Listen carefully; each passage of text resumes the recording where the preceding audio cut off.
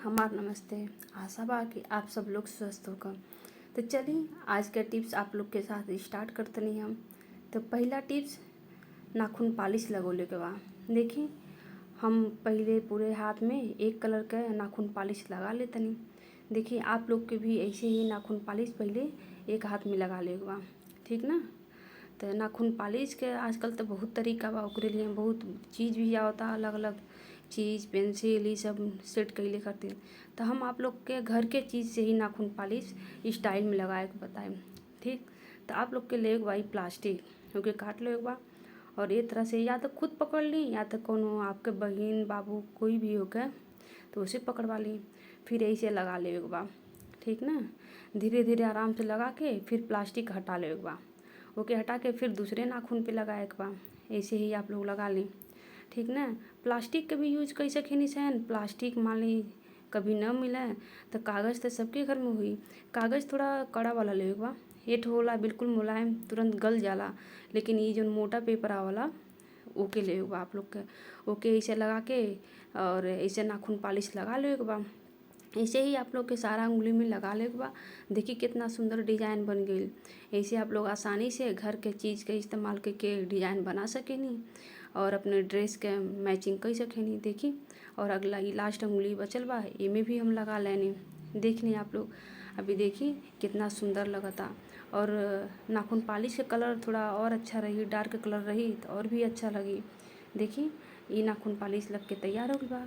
आशा बा कि आप लोग के पसंद आयल बा। चलिए ये दूसरा टिप्स देखिए। अक्सर का होला कि नाखून पॉलिश जम जाला या बहुत गाढ़ा हो जाला, तो हम लोग का करनी हो के फेंक देनी या फिर केहू के ऐसे ही खेले के लेकन के दे देनी। तो अब ओके बचाए के बा जैसे आपके पैसा बची, ठीक ना। आप लोग के ले बा एक कटोरी, ओमे ले बा आप लोग के गरम पानी। देखी हम गरम पानी लेतनी और पानी इतना ले बा ताकि शीशी जौन बा वो पूरा डूब जा, ठीक ना। और बहुत ज़्यादा गर्म ना रहेगा ताकि शीशा चनक ना, इतना मतलब गुनगुना रहेगा। देखिए आप लोग एमे हमके 5 मिनट छोड़े के बा। ओकरे बाद से हम नाखून पॉलिश निकाल लेते नहीं। अभी आप लोग के देखब कि जौन नाखून पॉलिश जम गईल है वो अब पतला हो गई, जैसे कि हम लोग आराम से ओके इस्तेमाल कर सकेनी सन। बासन बाने मज़ेदार टिप्स जौन आप लोग के पसंद भी आई और आप लोग दोबारा यूज भी कर लें। देखिए कितना आसान टिप्स बा। तो आशा बा ये टिप्स भी आप लोग के बहुत पसंद आई हुई। ऐसे ही आईलाइनर होला, मस्करा होला, वो जम जाला तो वो भी आप लोग के हम देखा उतनी का करेगा वो भी। अगर शीशा वाला है तो गर्म पानी में रख ले हुआ 5-7 मिनट, ऐसे ही रख के फिर ओके निकाले के बाद अगर जम गई बा तो गर्म पानी से निकलने के बाद आप लोग देखब कि इहो पिघल गई हुई और एक भी इस्तेमाल आप लोग बहुत ही आसानी से कर सकेनी। देखिए हम लगा के दिखाओ तनी, देख लें आप लोग, देख सकेनी कितना अच्छा हो गई भाई। तो ये आप लोग के फीके के नाई बा। अब ये ट्रिक अपना के फिर से इस्तेमाल कर ले बा। अगला ट्रिक देखिए। अक्सर का होला कि हम लोग बेड पे बैठ के या कुछ भी या बच्चे साथ में रहे ना तो वो नेल पेंट गिरा देना, तो हम तो थोड़ा सा लगा के दिखाओ तो नहीं आप लोग के। अगर ज़्यादा गिर गई बा तो पहले पेपर से आप लोग पोंछ लें, ओकरे बाद से जौन नेल पेंट हटाए वाला पेपर होला जौन कि हम लेनी ही अभी, आप लोग के पहले पेपर से पोंछ ले बा और फिर का करेगा कि यही से हल्का हल्का ऐसे मल ले बा। अभी देखो आप लोग कि बिल्कुल हट गई बा, ठीक ना। पता नहीं चलता कि हाँ ये पर गिरल रहा नेल पेंट, ठीक ना। देखिए आप लोग बिल्कुल नहीं पता चलता। तो ये ट्रिक आशा बा कि हमके आप लोग के पसंद आई हुई। बहुत ही अच्छा ट्रिक बा, ठीक ना। तो देख लें आप लोग का है, ये नाखून पॉलिश हटाए वाला है, पेपर भी है आवला और पानी भी आवला शीशी में, तो आप लोग कुछ भी ले सकेंगे। अगला ट्रिक ये बा, आप लोग के दिखाओ तो नहीं हम टेप, ठीक ना। तो टेप से नाखून पॉलिश के नाखून पे डिजाइन कैसे बनाई ये दिखाओ तो नहीं। आप लोग के टेप का करे बा, छोटा छोटा 5 भाग में काट ले बा, 5 उंगली के लिए, ठीक ना। तब देखिए हम काट ले बनी, अब किस तरह से लगाओ तनी। ऐसे ही आप लोग के आराम से जौन भी डिजाइन बनाए बा, अगर टेप से वो डिजाइन बन जाता वो डिजाइन का काट ले बा और सारा उंगली से बारी बारी से लगा ले बा। अगर अपने हाथ से दिक्कत होत होगा तो आप केहू और से भी लगवा सकेनी। ये तरह से टाइम का बचत हुई है, जल्दी से लग जाइए। हम तो अपने हाथ से लगाओ तो नहीं थोड़ा दिक्कत होता।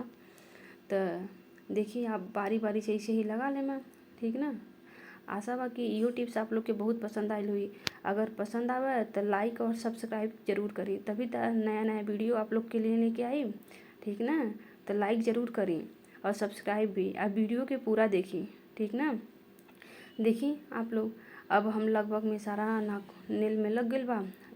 अब एमे भी हम लगा लेतनी, ठीक ना।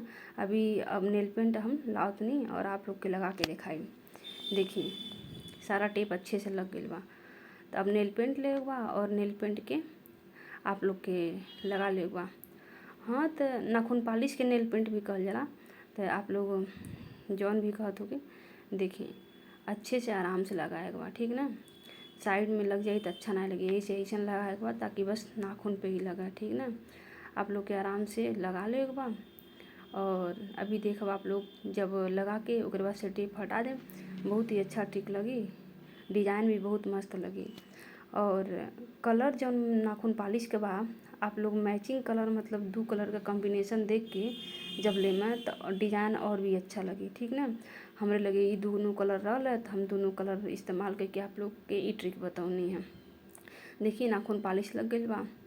अब धीरे धीरे सारे अंगुली के जौन टेप बा हटा ले के बा। देखिए आराम से हटाए बा ताकि जो नाखून पालिश बा वो मतलब पोताना। देखिए आप लोग कितना अच्छा लगा था डिज़ाइन, कलर का कॉम्बिनेशन अच्छा रही तो और भी अच्छा डिज़ाइन लगी। आशा बा कि इहो ट्रिक आप लोग के पसंद आई हुई, ठीक ना। बाना मज़ेदार ट्रिक। तो ऐसे ही वीडियो पावे खातिर लाइक सब्सक्राइब जरूर करी। देखने के लिए आप सभी लोग के धन्यवाद।